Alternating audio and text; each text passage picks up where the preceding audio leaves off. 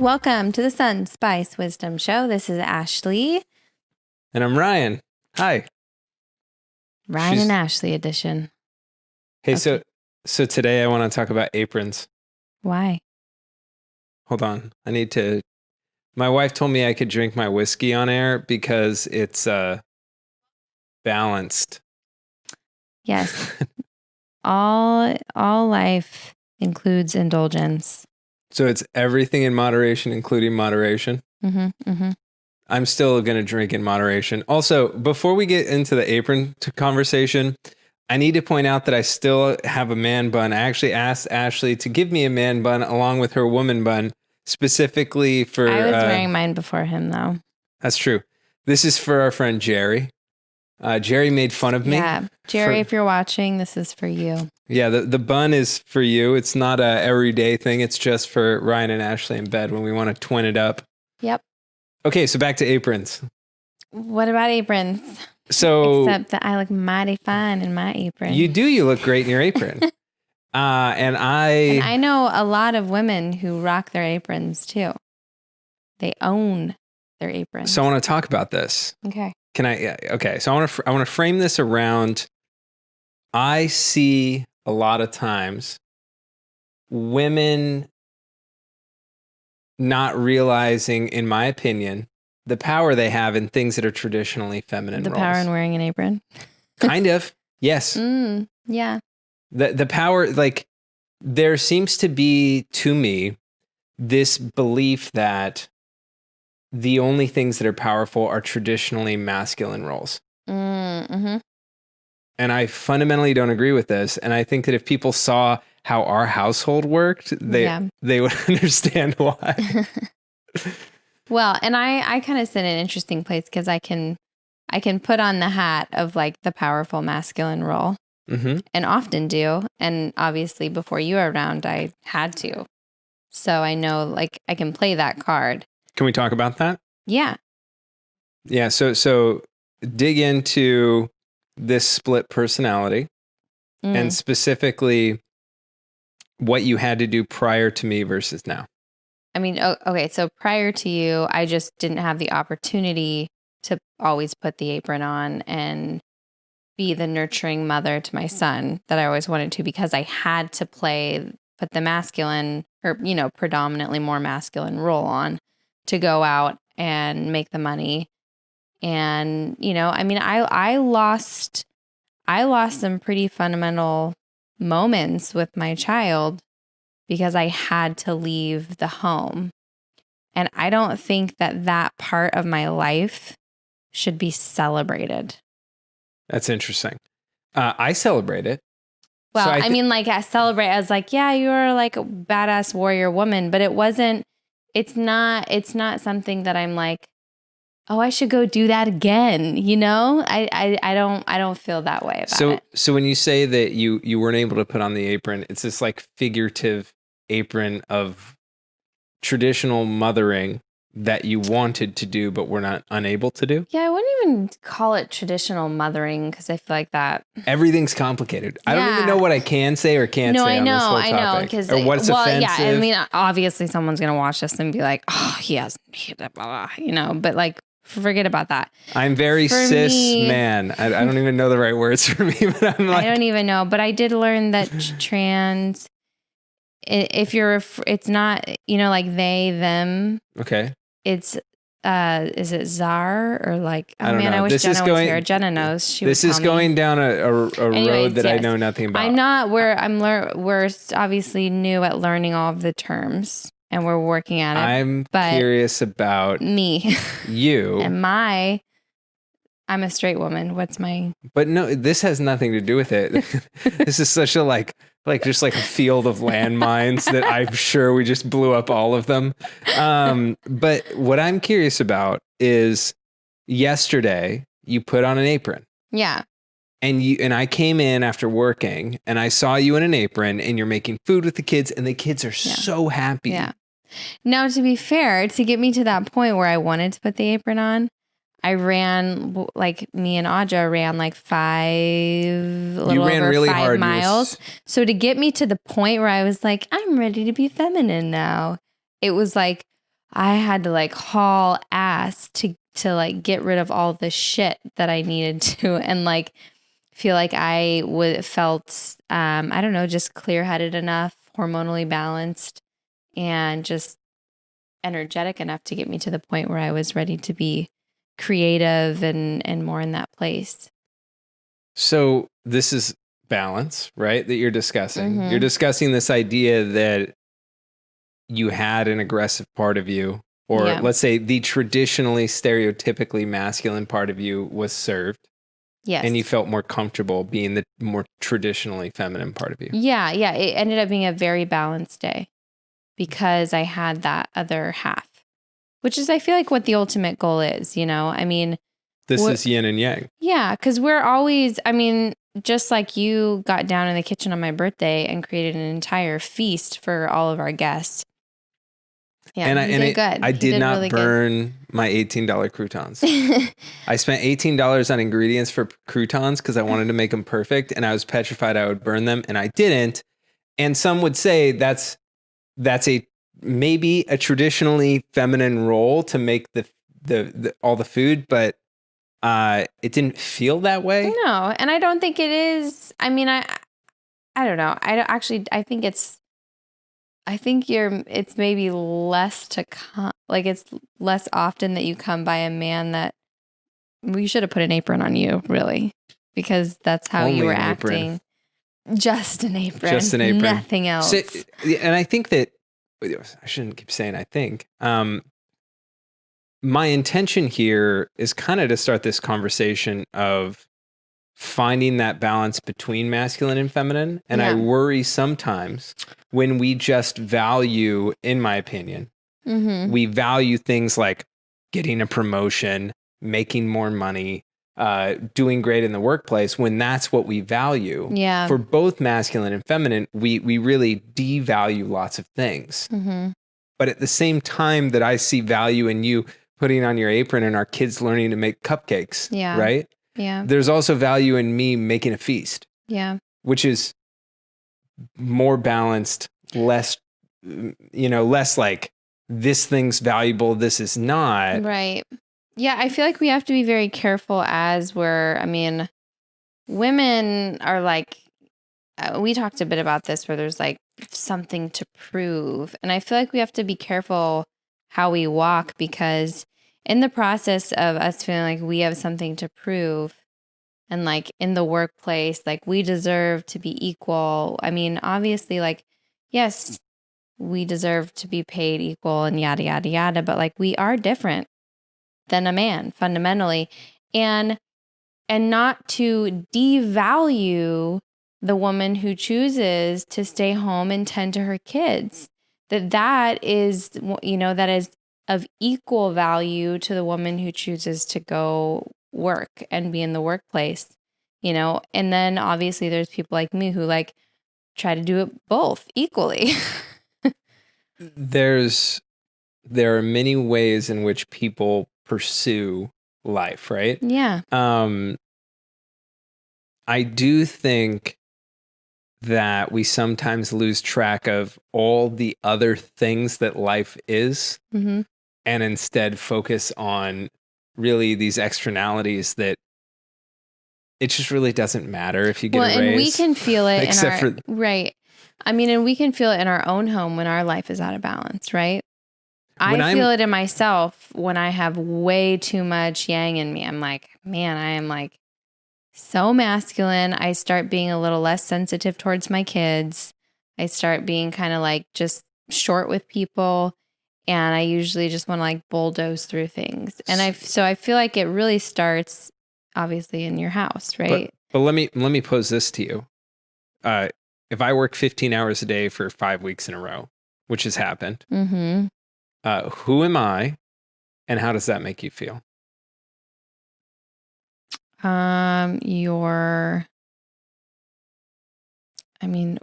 don't know. What are you looking for? Like you're not a I'm grumpy. You're not a nice human to be around. Yeah, exactly. You're not someone that I want like the kids to model after. Because you're pointing out yourself, like you being in this place of too much yang, but it way more often happens with me.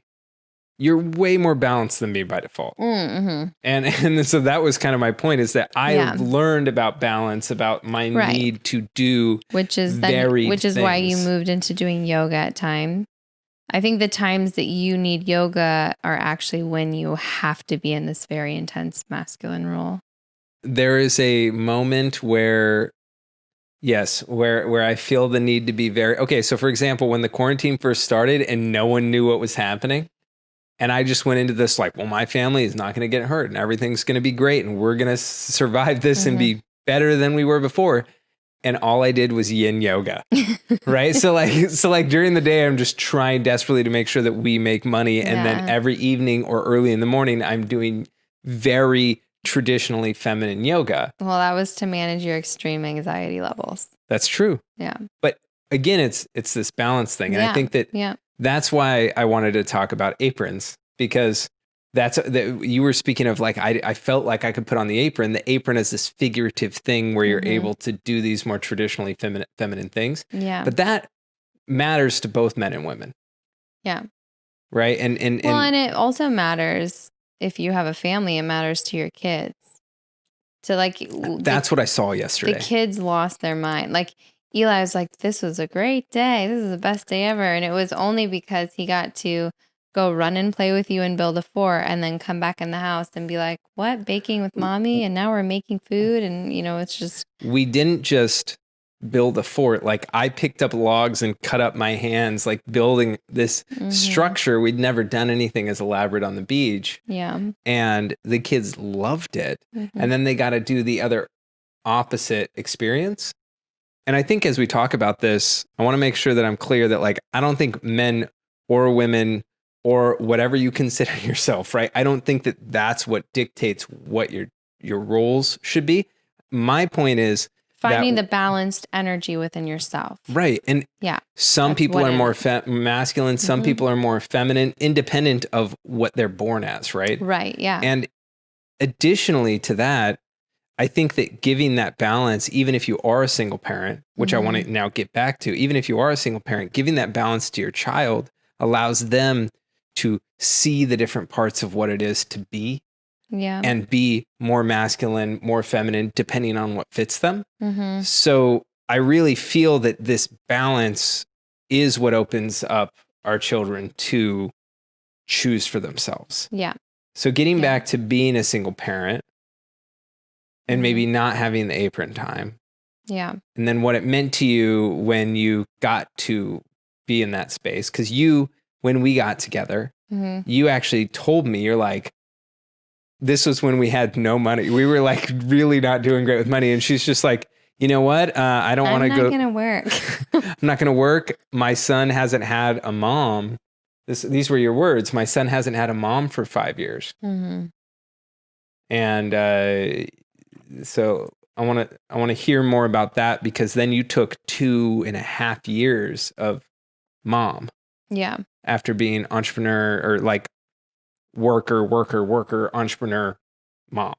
I mean, I shouldn't say he didn't have a mom entirely. No, I mean, I was there. That's what you told me. Yeah, but he didn't have that. He didn't have I think the idyllic version in my head, honestly, of the mom that I always wanted, that I didn't always get, that I like had this vision in my head of what I wanted. And I wanted to be that for my kids. And time with Eli, he was 4. So I was like, this is like the time where he's going to really start to remember. And so I wanted to make sure that I was present and not traveling all the time like I was. You felt like you lacked balance. I mean, there's just no way around it. I think I had I was young, so I had a lot of energy, and I did the best I could with what I had, which was the minute I would get off an airplane, I was immediately, headed to go pick up my son and make sure I was putting that role back on. So is balance privilege? Like, is it a privilege to be able to seek out that balance? It's not a privilege. It takes an enormous amount of effort and drive. Well, but I don't know. I kind of feel like it is. It does take an enormous amount of effort and drive, but Oh, you mean balance, like in like where we're at right now? we have I far more misunderstood balance what you were now. saying. We have far more balance now because we're, financially in a good place. Yeah. You could say it is a privilege. It is a privilege to a certain extent. It takes, I mean, it obviously took us work, but together we create more balance. So do you think individuals, because this really was where my brain was at, was that I feel that socially and increasingly we value the more traditionally masculine sort of successes as the only successes? And do you think that stems from people not finding that balance? So we're losing, because I don't understand why it feels like being a mom is less valuable than being a woman who works. Mm. I don't get it, and I've never got it. I don't understand it. Well, I think it's what you see like in the media more, and it's what you see up on you see it in like the magazines, people celebrating like, woman of the year, like I guess Forbes there's not 30 under 30, and yet, it's just there's like no mom's magazine. I mean, there is, but I mean, it probably doesn't get as much attention, right? And I mean, I mean, obviously we're not the ones controlling what's being shown, but we also don't validate world's best dad. We validate like guy who made $1 billion. Yeah. So what are your thoughts on like how we move away from only valuing this one thing, which I would say is yang, right? And I'm sure I'm messing that up, right? Mm-hmm. But like validating this one part of someone, how much you made this year, right? Right. Versus like, did you truly connect with your children today? Yeah. I mean, I think it just, when it starts in your house with the dynamic between you and I and us finding balance, or, if you're single, I mean, obviously it's harder, but you can find those balance. You find your more yin place, your more feminine place. You can do it through yoga. You can do it through dancing. Like there's all of these sort of things that you can grab onto as forms of expressing out more yin or more yang. Can you explain to me, because when I met you, you were very balanced in my opinion. Mm-hmm. Right? So can you maybe explain, for maybe there are single mothers watching this who are like, this is ridiculous, or single fathers, right? Like, it's like, I'm working all the time. I'm trying my best. There's spaghetti on the walls. Yeah. Right. And when I met you, I felt like you were more balanced and in tune with yourself than I'd ever been. That was one of the really big things that attracted me to you, honestly. Yet you had so much more responsibility than me. Yeah. And how did you get that on your own? And feel free to talk on like anything you did, your housing situation, whatever. Mm-hmm. But then how has that changed from now? Well, I think part of like seeking balance, because I was in a really balanced place, is by knowing and being in a place where you feel extreme imbalance. So I think because I knew what it felt like to feel really out of balance, it was always kind of like, well, that's my reference point. What was really out of balance then? Because when I met you, just gotten out of some really in the tough past. things. I'm saying prior to you meeting me, I had faced being out of balance. Got it. So by having extreme imbalance and recognizing that and feeling it, it becomes easier to feel when you're in balance. I also started doing yoga and breath work and that sort of stuff when I was pregnant with Eli, because that was like, when you're homeless and you have no money, but there's donation-based yoga, like that was my sort of like place, safe haven that I could go to and always trust that like that will always be there. But as far as like moving and finding more balance as I became more successful and got myself out of these, challenging situations, we lived in a house with other women, and men that were single parents, which obviously we all ended up kind of balancing out certain roles in certain ways. And that definitely helped when you met me, because there were certain things that I was doing less of. For better or for worse. that I feel we like could argue that wasn't a great situation, but I would say it actually did prime me. It served you in a lot of ways. In certain ways, yeah. The next episode, we will talk about Ashley's living situation prior to being with me. So that one quick thing I want to say is the shout out to the fact that donation-based yoga trainer was who? Travis Elliott. And we now pay him even when we don't use his service. Yeah, we just pay him every month. Yeah. So it's yeah. We don't always use it. That's what I've used. I've loved learning from Travis Elliott via my phone in the corner. And we miss going to your class in person. Yeah. Me in particular. I only went to a handful in person. But I do think it's interesting what you speak of feeling out of balance. You're actually the mirror for me that made me know I was out of balance. Oh, interesting. So I've only come to be more in balance through seeing the fact that like you can go through a day like this and then I go like this. However, I will say this, that Ashley does like this and then does like a chasm like once a quarter. Mm-hmm. And then shoots a quarterly freak out. Yeah, she has like Although now that I have a normal menstrual cycle, are we going back to that? It will be more balanced. We left a cliffhanger, which was like, is she pregnant? No, I just started my period. Which means she can. I like to let the whole world know where my life is at. Yeah, if you choose to watch this show, you'll learn about Ashley's menstrual cycle, and I'll ask a lot of dumb questions about women. Okay, so back to the apron and how I'm gonna wear one. Yeah, you should definitely put one on. The figurative apron I put on already, but I need a literal apron. Mm-hmm. You do.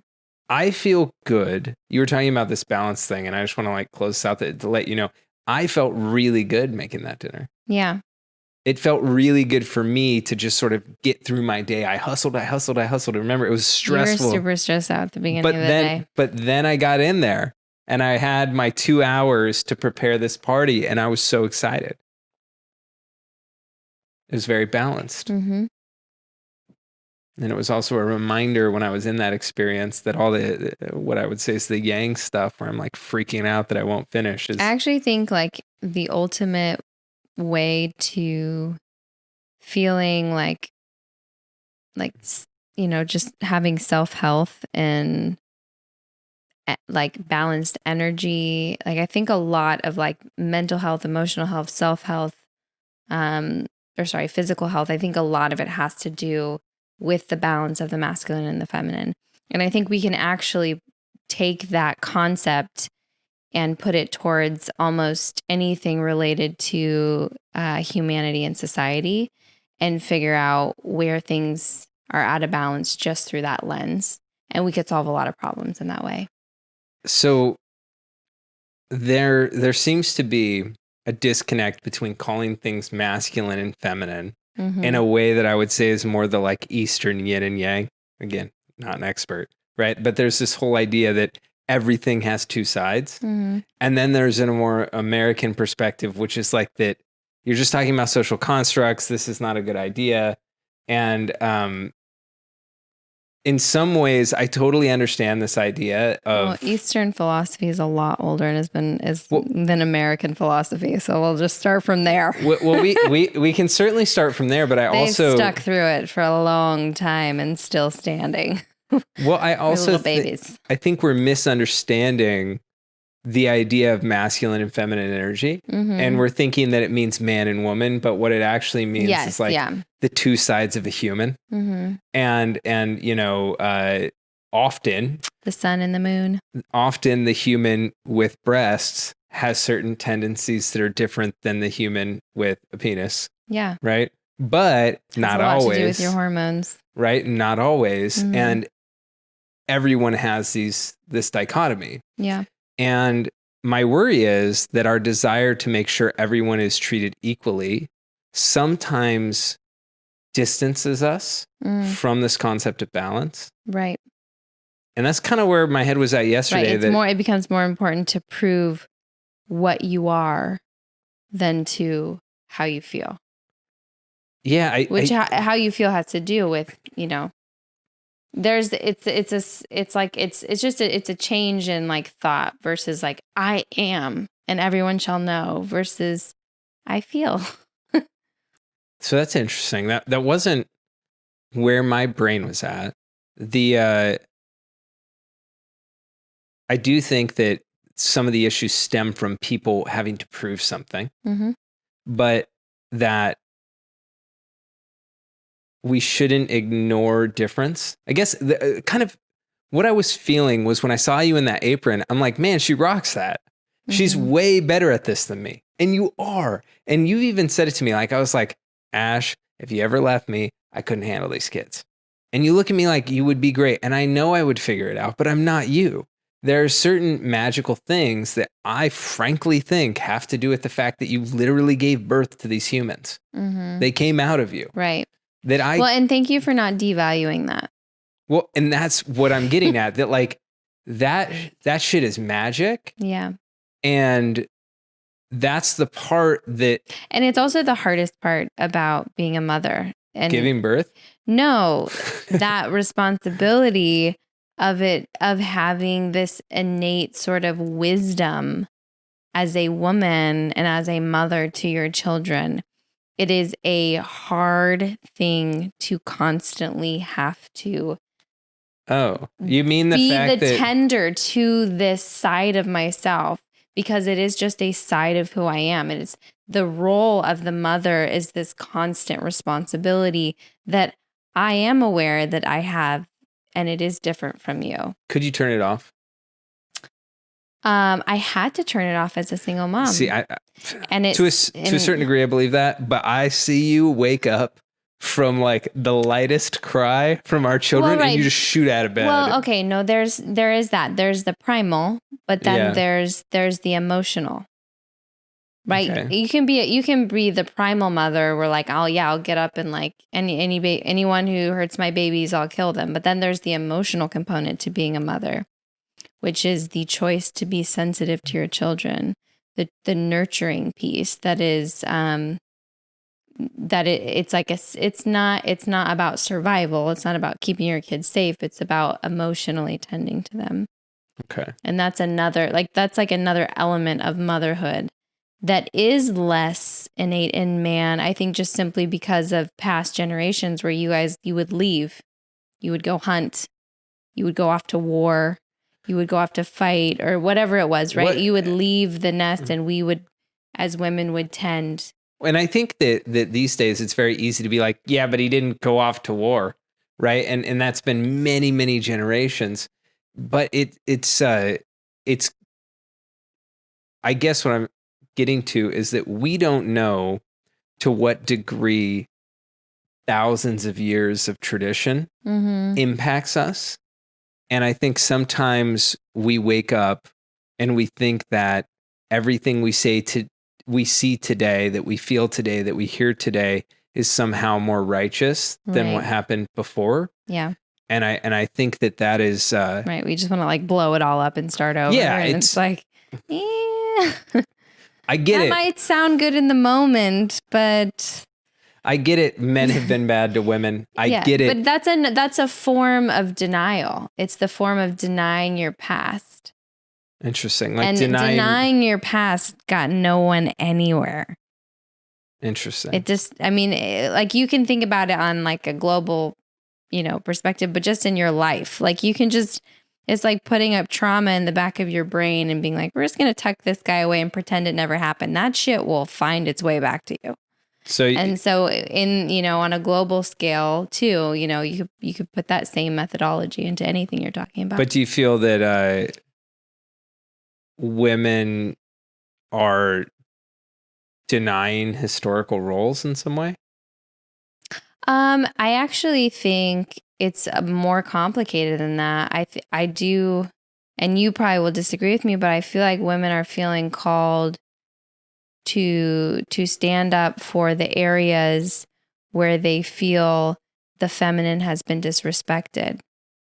And why would I disagree with that?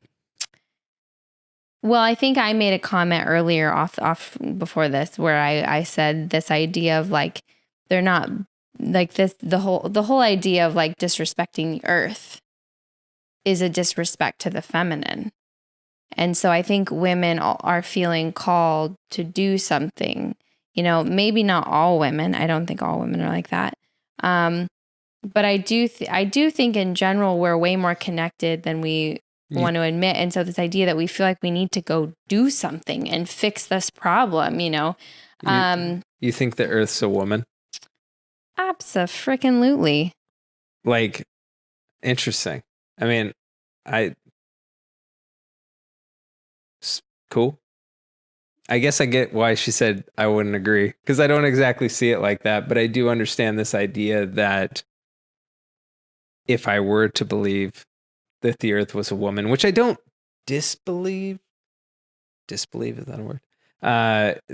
That we're certainly disrespecting the earth and therefore potentially disrespecting womanhood. Mm-hmm. All this conversation started from Aprons. So I rock that apron. When can I see you in your apron again? The next time I run 5 miles. So Audra, if you're here, please take the wife out. Yeah, any day. I love you.